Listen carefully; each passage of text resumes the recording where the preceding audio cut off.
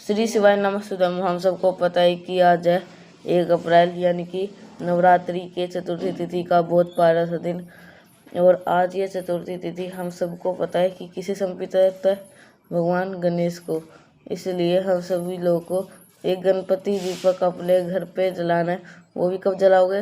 रात्र में, शाम के टाइम पे प्रदोष काल में इस दीपक को जलाना है। जो भी घर की प्रॉब्लम्स होगी, जो भी जीवन में आपके कष्ट होंगे, उन कष्टों के आपसे छुटकारा जरूर मिलेगा।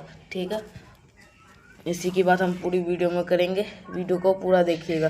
ठीक, चलो स्टार्ट करते हैं। सबसे पहले इस हम बता देते हैं कि समय का पत्ता अगर दिख रहा है, बता रहा हूँ कि जो भी गणपति जी का जो दिन है ना, जो चतुर्थी का दिन होता है, जो नवरात्रि के दिन में चतुर्थी तिथि पड़ती है, उसे हम विनायक चतुर्थी के नाम से जानते हैं। और आपको तो पता होना चाहिए, भगवान गणेश को इस दिन समी का पत्र बहुत ज़्यादा प्रिय होता है। अगर आपको समी का पत्ता मिल जाता है तब तो बहुत अच्छी बात है। अगर नहीं मिल पाता है तो चावल के दाने का भी इस्तेमाल कर सकते हो। ठीक है, अब यहाँ पर हमने कोई और दिया तो नहीं लेना है, बल्कि कौन सा दीपक लोगे? आपको आटे का दीपक लेना है। अब एक चीज़ का विशेष ध्यान दीजिएगा, आटे का ऐसे ही नहीं बना लेना है। आपको पूरे घर में रोटी के लिए आटा कूटा, उसमें से थोड़ा सा निकाल कर आप उसको इस तरीके से दीपक बना लीजिए। ये गलत तरीका है। और ऐसे बनाने से जो दीपक माना जाता है वो जूठा दीपक माना जाता है। इसलिए अलग से थोड़ा सा आटे को गूठा करो। तो एंड देन आप सभी को इस प्रकार से आटे का दिया बना लेना। देखो, आटे के दिए में आपको 5 मुख बनाना। ठीक है, आपको 5 मुख दिए बनाना है तो नहीं बनाओ, लेकिन आपको 5 मुख बत्ती लगा देना है। ठीक है, जो भी आपने दिए सेब का बनाया, आपके चीज़ का एक ध्यान रखिएगा, 5 के दिन आप सभी लोग को इसके अंदर तिल का तेल डालना है। ठीक है, घी का नहीं इस्तेमाल करना है, ना तो आपको सरसों का तेल का इस्तेमाल करना है, आपको तिल का तेल का दीपक लगाना है। अब हम ये दीपक लगा किसके ले रहे हैं? भगवान गणेश के लिए। और विघ्नहर्ता कौन है? एक देवता है। और मैंने आपको 1000 बारी बता रखा है कि जब भी हम कोई भी दीपक हम देवता के लिए प्रज्वलित करते हैं तो वो कौन सा होता है? हमेशा गोल बत्ती का। चीज़ें क्लियर हुई? अब चलो, गोल बत्ती का दीपक लगा दिया, हमने तिल का तेल डाल दिया। अब आप इस दीपक को उठाएंगे और जलाएंगे कहाँ पर? मुझे पूरी उम्मीद है अगर आप सनातन धर्म हिंदू धर्म से है तो आपके घर में भगवान गणेश की फोटो, मूर्ति, प्रतिमा जरूर होगी। तो यही तो है सर्वप्रथम पूजन देवता। तो अब आपके पास में जो दीपक है वो जो आटे वाला कौन सा बत्ती है? गोल बत्ती का। अगर आप आज के पास में समी का पत्ता है तो दीपक के नीचे उस समी के पत्ते को रख देना।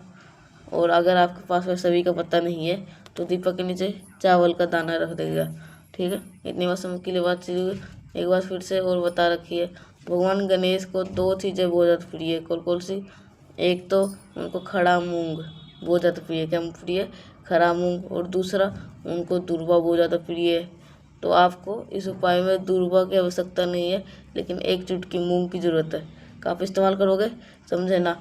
सबसे पहले जो भी आपकी चीज़ आपके पास में है इसको दीपक के नीचे रखेंगे एंड देन आप सभी को दीपक को प्रज्वलित कर देना। जब आप दीपक को जलाओगे तो भगवान गणेश का एक और रूप है मयूर ध्वज। किसके नाम से जलाओगे? मयूर ध्वज के भगवान के नाम से दीपक को प्रज्वलित कर देंगे। और दीपक जलाने के बाद में आपने परिवार की उन्नति और परिवार की तरक्की के लिए दीपक के अंदर आप सभी को एक चुटकी मूंग के दाने को अगर आप डाल देते हैं तो इससे जो भगवान गणेश बहुत ज़्यादा खुश होते हैं और आपके घर में सुख, शांति, समृद्धि का वास हमेशा होता है। ठीक है, चीज़ें के लिए जरूरी है। तो आपको पहला उपाय तो मैंने बता दिया, अब दूसरा उपाय कैसे करना है वो भी बताऊँगा। उससे पहले कर लीजिए जिसे अभी तक वीडियो को, चैनल को सब्सक्राइब नहीं किया, चैनल को सब्सक्राइब कर लीजिए। और जिसने अभी तक वीडियो को लाइक नहीं किया है तो लाइक जो कर दीजिएगा, और उससे हमारा मोटिवेशन बढ़ता है। और सब्सक्राइब बेल आइकन जरूर दबा दीजिएगा सब्सक्राइब के साथ। और कमेंट के नीचे जय माता दी जो लिखेगा, जिसको कुछ समझ में नहीं आया नीचे कमेंट सेक्शन में आप सभी पूछ सकते हैं। ठीक है, तो अब ये दूसरा उपाय है। जो पहला उपाय अगर आपको समझ में आ गया होगा, ये पहला उपाय जो है ये आप सभी को रात में करना है। ये जो पहला उपाय बताया था ये रात में करना है। और जो बाकी के सारे उपाय बताऊँगा वो सुबह या शाम में कर सकते हैं। उसके टाइम, ठीक है, सुबह या शाम में कर सकते हैं। और अब बताते हैं कि हमारे जो दूसरा उपाय है वो कैसे करना है। तो उसके लिए आपको जो नहीं तो अगर शाम में नहीं कर पाओगे प्रदोष काल में कर लेना। प्रदोष काल का टाइम मैंने बता रखा हूँ, तो आप परसों वाले वीडियो में जाकर देख सकते हो। उसके अंदर टाइम भी है 6 बजे से 7 बजे के जो बीच में होता है उसे प्रदोष काल कहते हैं, ठीक है। तो अब बात करते हैं दूसरे उपाय की तरफ।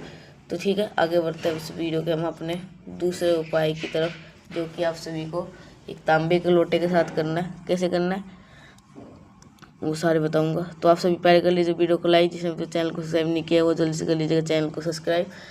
और जो पहला उपाय बताया वो आपको प्रदोष काल में कर लेना। प्रदोष काल का टाइमिंग है 6 से 7 बजे के जो बीच में होता है उसे प्रदोष काल कहते हैं, ठीक है। तो आप बात करते हैं हम अपने दूसरे उपाय की तरफ, नहीं तो सुबह में भी कर सकते हैं ये उपाय। तो अब बताते हैं, ये आपको तांबे के लोटे के साथ करना है। कैसे करना है इसका नियम हम पूरा बता देते हैं। अब मैंने आपको एक चीज़ बताई है कि भगवान गणेश को कौन सी चीज़ सबसे प्रिय होती है, मूंग के दाने, है ना। अब हम इस उपाय को कर रहे हैं अपने घर के किसी भी प्रकार की बीमारी को, या फिर आप रोग भी कह सकते हैं। कोई भी ऐसा इंसान है जिसको दवा खिलाई जा रहे हो लेकिन वो दवा उस व्यक्ति को असर नहीं कर पा रही है, तो आप इस उपाय को निश्चित रूप से करेंगे, ठीक है। क्या करेंगे, नॉर्मल सा तांबे का लोटा लेना। क्या करेंगे, तांबे का लोटा जल भर लो।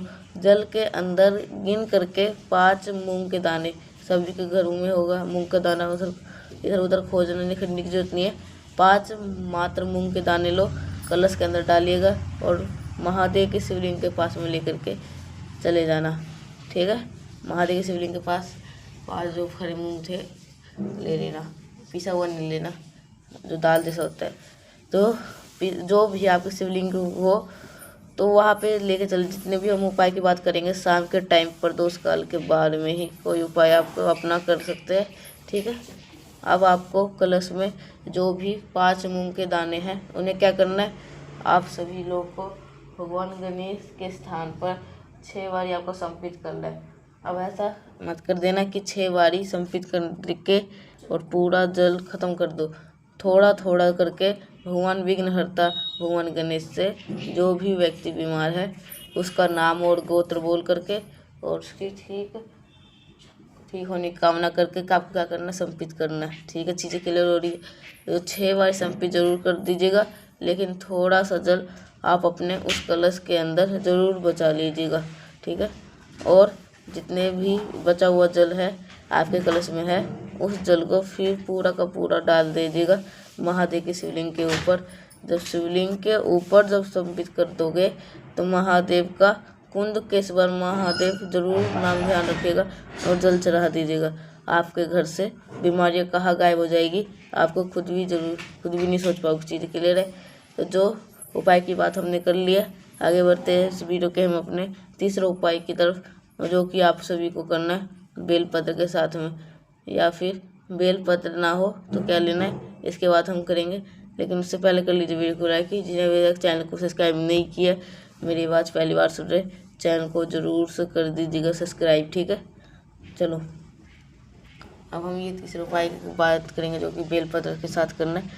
लेकिन कैसे करना है तो आप सभी को इसके बारे में सारा कुछ बताऊंगा, लेकिन जल्दी नीचे कमेंट सेक्शन में एक लाइक जरूर कर दीजिएगा। माता रानी आपके ऊपर हमसे कृपा बरसाएगी और जो गरीब व्यक्ति को भी करोड़पति बना देगा। तो मैंने ये सारे उपाय बताए थे, ये कब करने सारे उपाय प्रदोष काल में ही कर सकते हैं। और जो पहला उपाय है वो रात में करना है 7 बजे से 8 बजे तक का। ये लोगों के लिए बन नहीं रही है ना, तो क्या है, पैसे। जिन लोगों के घरों में माँ लक्ष्मी का वास हो नहीं होता घर में, अगर आपके पैसे नहीं हैं, बहुत टेंशन में हो, तो आपको क्या करना है, एक प्यारी सी बेलपत्र लीजिएगा। बेलपत्र लेने के बाद में आप सभी को पता है कि प्रिय चंदन है कौन सा है, और एक प्यारी सी बेलपत्र ले लिए। बेलपत्र लेने के बाद में आप सभी को महादेव के कोई भी चंदन सबसे प्रिय है, वो कौन सा है, लाल चंदन। अगर आपके क्या करना है, 3 जगहों पर लाल चंदन लगाना है और तीनों लोगों का नाम लेकर के लगाना है, ठीक है। चलो समझो, जो भी बेलपत्र आपके पास में है ना, नवरात्रि के चतुर्थी तिथि पे जो पहली बिंदी आप लगानी है बेलपत्र के सबसे बड़े पत्ते के ऊपर लगाओगे, बीच में भगवान गणेश के क्या करोगे, भगवान गणेश के नाम की पहली बिंदी लगानी है बेलपत्र के बड़े पत्ते के ऊपर, और नीचे के दोनों छोटे छोटे पत्ते ऊपर आपको एक एक बिंदी लगा देनी है। लेकिन ये बिंदी जब लगाओगे तो नियम चेंज होता है। ये बिंदी आपको सभी को रिद्धि के नाम से लगानी है, ये बिंदी आपको सभी को सिद्धि के नाम से लगानी है, और जो पहली बिंदी आपको लगाई थी भगवान गणेश के नाम की लगानी है, ठीक है। इतनी बात क्लियर है। फिर आप सभी को इस बेलपत्र को यहाँ से उठाएंगे, तांबे के लोटे के अंदर जल भरेंगे और पहुँच जाएंगे सीधा महादेव के शिवलिंग के पास में, ठीक है। अब यहाँ पर पहुँच करके जो भी आपके पास में तांबे के लोटे के अंदर जल है, सबसे पहले उस जल को महादेव के शिवलिंग के ऊपर श्री शिवाय नमस्तुभ्यं का जप करते हुए चढ़ा देना, पहला काम। दूसरा काम क्या करना है, जो बेलपत्र आप सभी को आपके पास में है उस एक बेलपत्र को माता लक्ष्मी का ध्यान करते हुए महादेव के शिवलिंग के ऊपर, जो भी व्यक्ति नवरात्रि के दिनों में, अगर आप आने वाली विनायक चतुर्थी के दिन ये उपाय करता है, उनके घर में कभी भी धन की कमी नहीं होती, हमेशा माँ लक्ष्मी का वास आपके घर में हमेशा बना रहता है, ठीक है। 3 उपाय आपको समझा दिया, और बाकी का जो चौथा उपाय है वो भी आप बताने जा रहा हूँ, तो कैसे करना है ये सभी को आपको बताऊंगा। तो भगवान गणेश विराजमान रहेंगे, और जिन भी लोगों के घरों में भगवान गणेश के स्थापित रहते हैं, विराजमान रहते हैं, उनके घर को कभी भी महालक्ष्मी तरह समझो। इस उपाय का कोई नियम नहीं है। आप अगर आपके पास में कुमकुम रोली कुमकुम ले लो, अगर आपके पास में रोली और रोली ले लो, हल्दी और ले लो, सिंदूर है सिंदूर ले लो, कोई दिक्कत नहीं है। यहाँ पर भी आप अपने घर में भगवान गणेश को फोटो रखा है, ठीक उन्हीं के पीछे जो दीवार होगी एक तरफ एक सूर्य लिखना, एक लाभ लिखना। यही एक काम आप सभी को करके देख लेना, आपके घर में हमेशा माँ लक्ष्मी का आगमन बना रहेगा, कभी भी कोई दिक्कत घर में नहीं आने वाली, ठीक है। तो ये चौथा उपाय था। चौथा उपाय तो नहीं था, लेकिन इसके अंदर ये था कि गणेश जी की जहाँ पे मूर्ति विराजमान करोगे तो वहाँ पर है ना शुभ, और दीवार के जो वॉल पेपर होता है उसके ऊपर शुभ और लाभ लिख करके गणेश जी की मूर्ति जो है वो स्थापित कर देना है, ठीक है। उस आपके घर में जो बरकत होगी वो भी बनेगी, और माता लक्ष्मी आपका जो घर है वो नहीं छोड़ के हम नहीं जाएगी। तो आप सभी को अगर ये उपाय अच्छा लगा होगा तो लाइक करेगा, अगर कुछ समझ में नहीं आया नीचे कमेंट सेक्शन में आप सभी लोग पूछ सकते हैं। तो मिलते हैं नेक्स्ट पैसा, तब तक के लिए आप सभी को श्री शिवाय नमस्तुभ्यं।